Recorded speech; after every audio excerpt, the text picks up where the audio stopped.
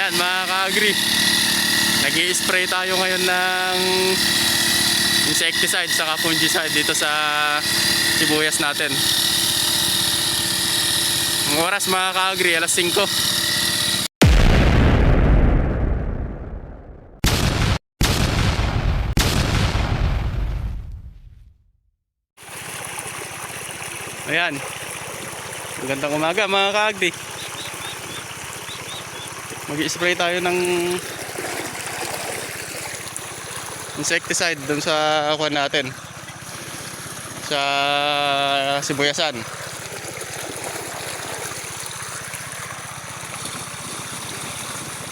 Okay, lagay mo na muna yung kuwan, yung kartap.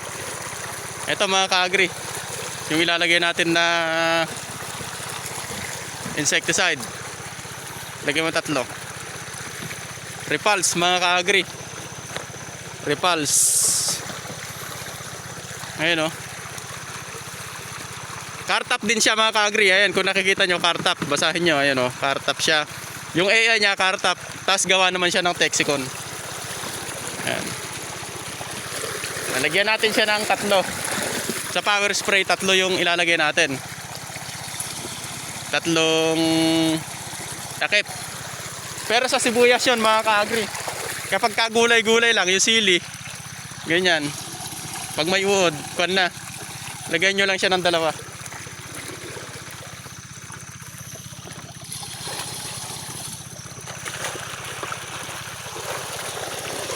Pagka wala pang uod mga ka-agri, pag may uod na, lagyan nyo na ng 3.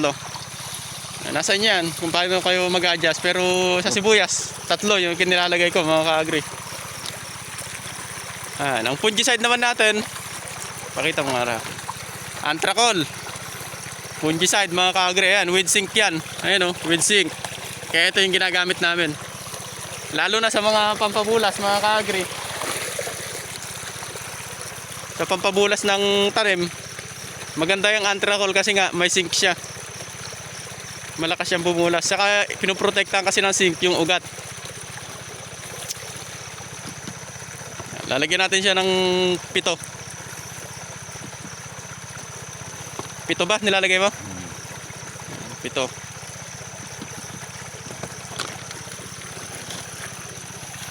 Kada karga nyo, lalo na sa powder, lalagyan nyo siya ng tubig para hindi bumabara doon sa salaan. Kasi pag nilagyan nyo kaagad ng liquid na insecticide yan, naninigas yung powder pag nag-aabot-abot sila dyan sa salaan. Sige, karga mo na. At ito yung isa mga ka-agri na sinasabi nila na epektibo, Salbo. kunin mo yung kamay mo, itaktak mo yung kamay mo, magkakatubig yan. Ayan mga ka-agri, salbo. Ayan, pakita mo nga, salbo. Gawa siya namang biostad mga ka-agri, salbo siya. Ang AI nya pentoweight.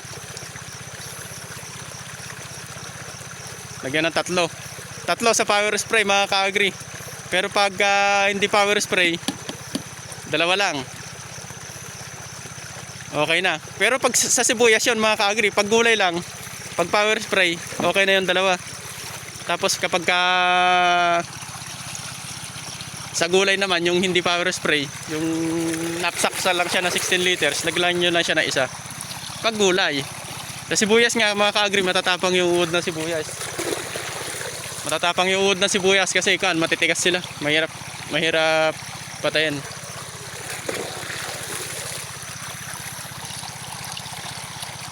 Okay na. So sa kaluin mga ka-agri,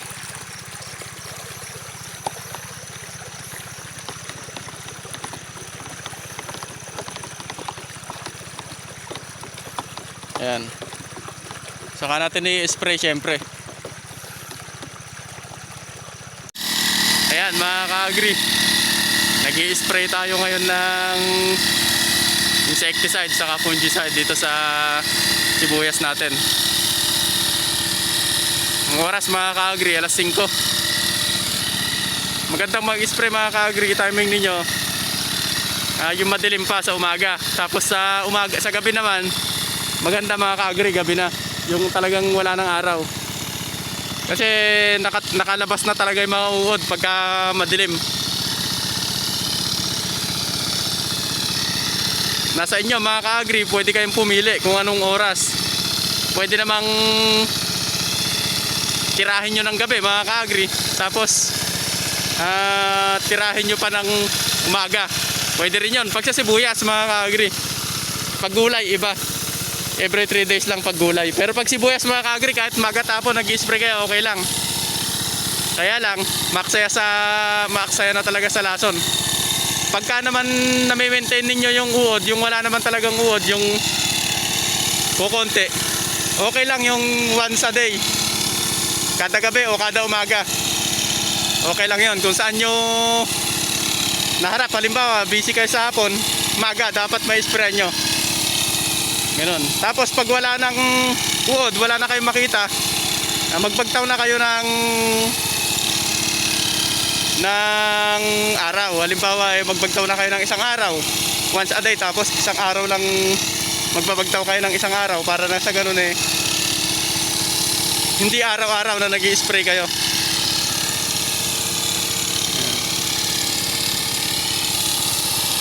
Power spray yung gamitin ninyo mga ka-agri para malakas. Pag sa sibuyas kasi sobrang matitigas yung uod sa sibuyas mga ka-agri. Lalo na ang sibuyas, nasa loob kasi yan ng daon, yung mga uod. Kaya kailangan palabasin nyo siya. Hindi nyo yan madadali sa isang sprayan lang mga ka-agri, yung uod na sibuyas. Maraming nagsisibuyas, alam yan. Hindi nadadali ng isang sprayan lang ang uod na sibuyas. Kasi mga ka-agri, kahit na gabi kayo mag-spray, hindi naman lahat ng uod lumalabas sa gabi. O hindi lahat ng uod nakalabas na sa gabi na yon. Hindi rin lahat ng uod nakalabas na sa umaga na yon. Meron din dyan nakatago. Kaya uulitin ninyo. Halimbawa ulitin nyo pa bukas, tapos ulitin nyo pa sa isang araw, para sa ganon talagang malinis yung sibuyas ninyo, yung wala talaga siyang uod. Yan, tignan nyo, madilim pa. Yan ang pinakamagandang timing mga ka-agri, madilim pa. Tapos magandang mag-spray mga ka-agri ng insecticide para mas epektibo yung pang-insekto nyo. Yung insecticide na ini-spray nyo, dapat basa yung lupa. Pinakamatindi mga ka-agri, pinakamalakas na epekto yan. Pag tuyo yung lupa, mahina yung tama ng insecticide. Hindi ko alam kung bakit mga ka-agri, base lang sa obserbasyon natin. Kailangan basa yung lupa nya pag mag-spray kayo ng insecticide. Pagkatuyo kasi, yun nga, sinabi ko na, medyo parang hindi umi-epekto.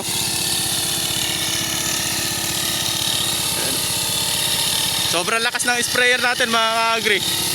Naka-minor lang yan, mini-minor lang natin. Kasi pagka hindi naman natin minor, so maaksaya sa lason.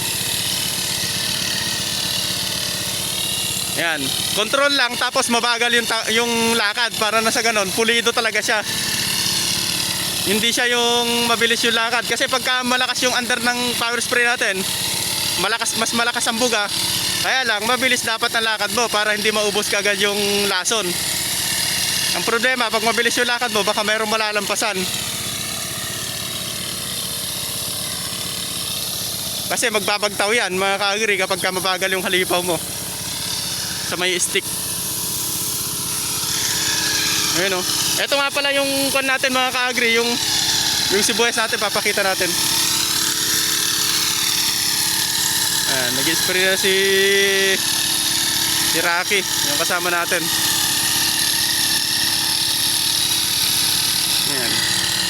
Yung mga kapatid ko naman mga ka-agri, ayan, nagpapatubig sila. Ayun sila o. Doon, sila naman yung dalawa doon. Ito. Pinapatubigan nila yung sibuyas nila na naglalaman.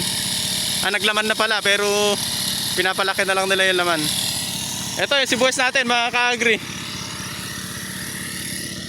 Oh. Yan, ganyan siya. Ganyan na siya kalalaki.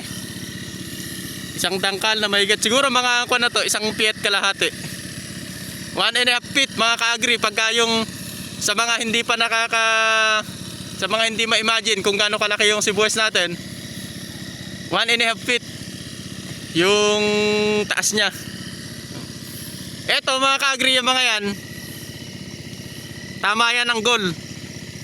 O kung hindi yung Oxygold na ginagamit natin, malakas kasi mga ka-agri yung Oxygold. Pero minsan naiiwasan din to. Bagaman tatama siya dyan, pero may iwasan yung grabing ganito. Meron kasi yung iba mga ka-agri na talagang grabe na yung tama niya. Yung talagang etong dahon nakababa na siya dito sa lupa. Ganyan, nakaganon na siya o ganito, nakaganyan siya. Ang gagawin niyo mga ka-agri, pag nag-spray kayo ng Gol, dapat yung basayo ay tuyo yung lupa niya. Huwag kayo mag-i-spray na basayo lupa naman sa Gol, sa may panda mo. Huwag niyo siyang i-spray na basayo lupa. Tatamaan yung sibuyas nyo. Hindi ko rin alam kung bakit. Pero base sa experience ko mga ka-agri, huwag kayo mag-i-spray ng Para nasa ganon, tignan nyo, ganyan no? Ganyan lang siya, magiging tama niya, kalahati lang. Yung iba kasi, talagang tatamaan yung buong dahon na yan. Tapos babagsak na. Magpapakita natin mga ka-agri. Ganito. Ayan, ganyan. Ayan, tama yan ng Gol. Ubos na? Ayan, ito na yung sibuyas natin. Oh. Madilim pa kasi mga ka-agri, pinaka-flash lang yan.